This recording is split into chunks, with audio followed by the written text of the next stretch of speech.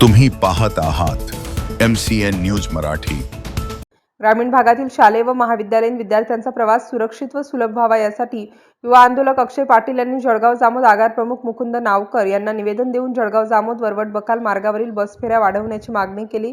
वरवड बकाल, संग्रामपूर, निवाणा, चांगेफळ, खेरडा बुद्रुक, खेरडा खुर्द आदी गावातील विद्यार्थी शिक्षणासाठी दररोज जळगाव जामोद येथे ये जा करतात। मात्र विशेषतः सायंकाळी शाळा व महाविद्यालये सुटल्यानंतर उपलब्ध बस फेऱ्या अपुऱ्या पडत असल्याने विद्यार्थ्यांना विशेषतः विद्यार्थिनींना बसची दीर्घकाळ प्रतीक्षा करावी लागत असल्याचे निवेदनात नमूद करण्यात आले। यावर आगार प्रमुखांनी विद्यार्थ्यांच्या हिताचा विचार करून सकारात्मक निर्णय घेण्याचे आश्वासन दिले। यावेळी शिवदास खिरोडकर, अनिलसिंह राजपूत, अक्षय गिरी, जितेंद्र चाहेल, आकाश आटोळे, संतोष गणगे, सागर गवई, गजानन व्यवहारे यांच्यासह पालक व नागरिक उपस्थित होते। MCN न्यूज मराठी करिता ज्ञानदेव राजनकर, जळगाव।